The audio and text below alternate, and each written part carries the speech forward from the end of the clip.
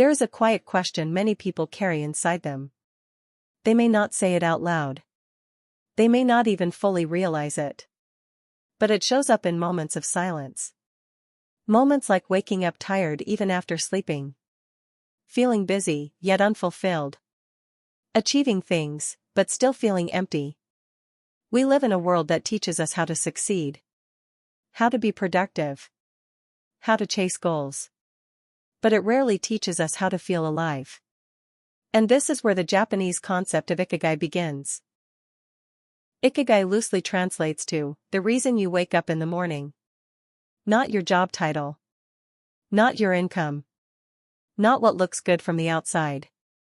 But the quiet inner reason that gives your life meaning. In Japan, Ikigai is not something you suddenly find.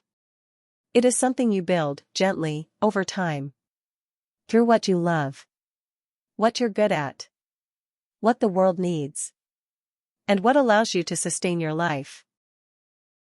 When these four things overlap, something powerful happens. Life stops feeling like a constant struggle. And starts feeling like a conversation between who you are and how you live. In this video, we're not rushing. We're not chasing motivation. We're slowing down. Because Ikigai isn't loud. It doesn't scream for attention. It whispers.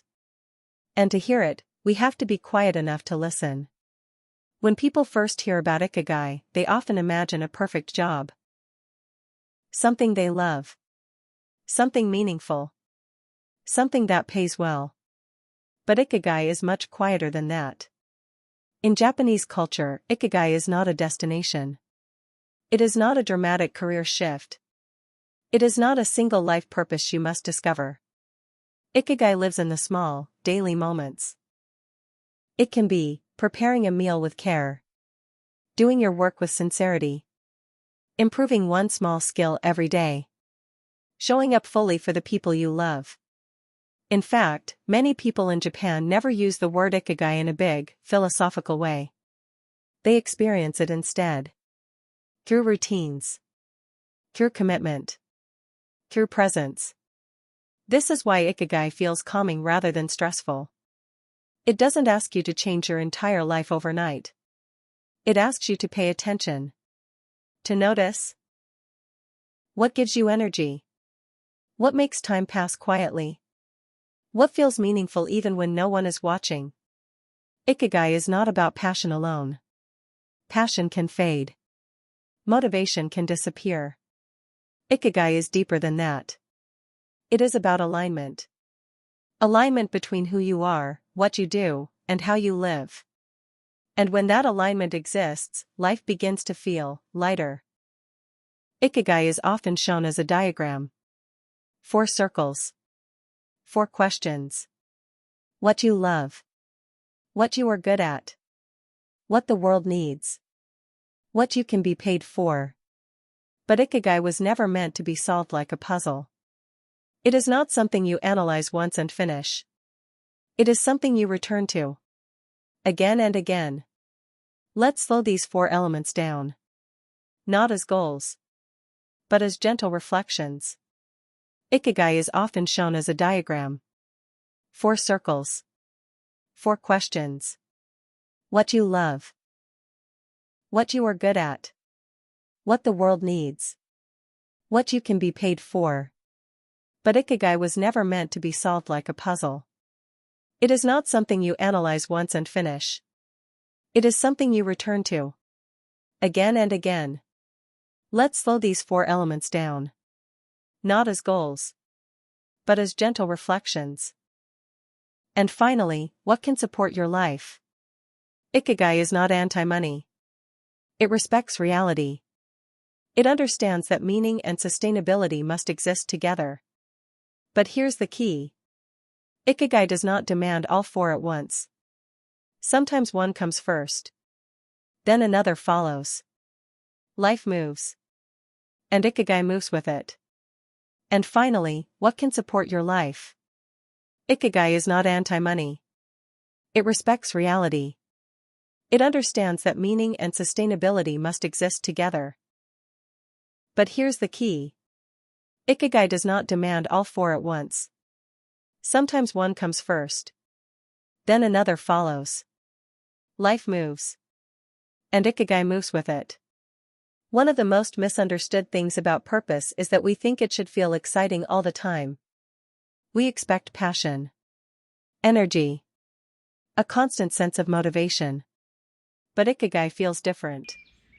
It feels calm. Because Ikigai is not about intensity. It is about continuity. It doesn't demand that every day feels inspired. It allows ordinary days. Days where you show up even when motivation is low.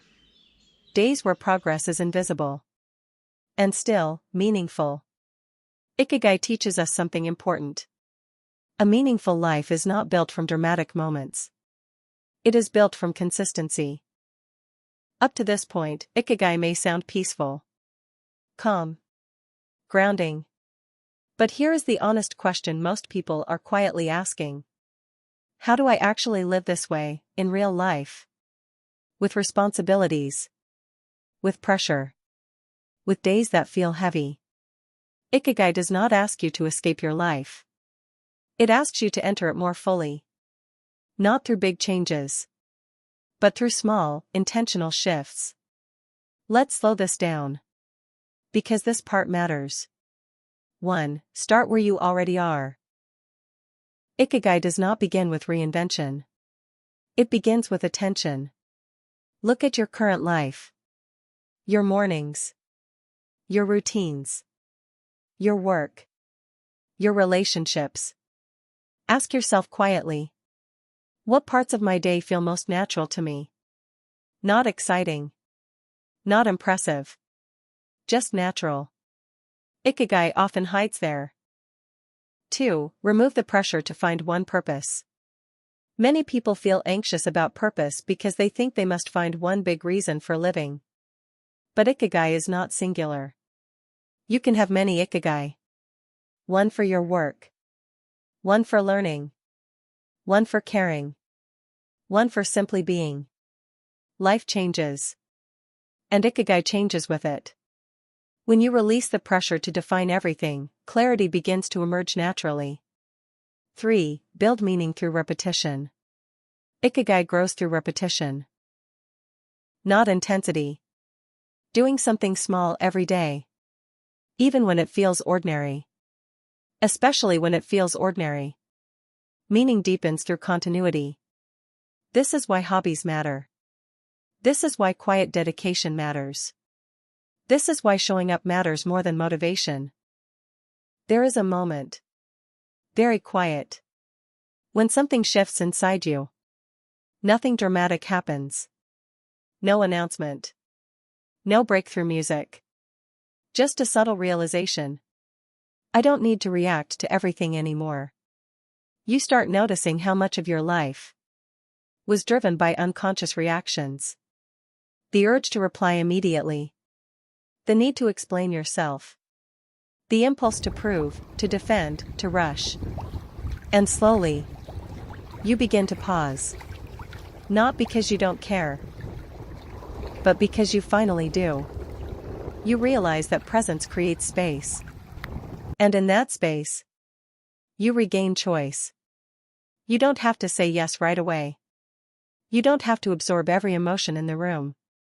You don't have to carry what isn't yours. This is not weakness. This is mastery. Presence doesn't make life smaller. It makes it clearer. Living in the present doesn't mean escaping responsibility. It means meeting life as it is. Not as your mind fears it might become. When you are present, you listen more deeply. You respond, instead of reacting. You notice your thoughts, without obeying them.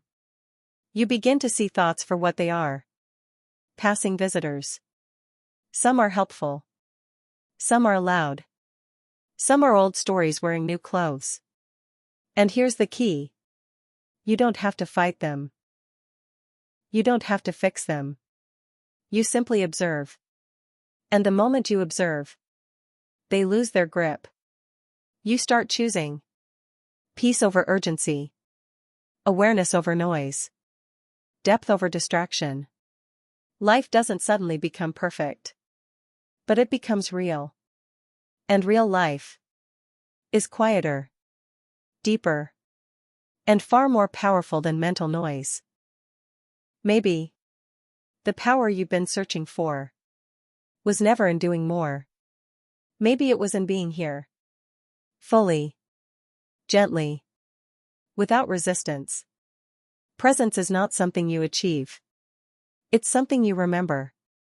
And every moment gives you another chance to come back.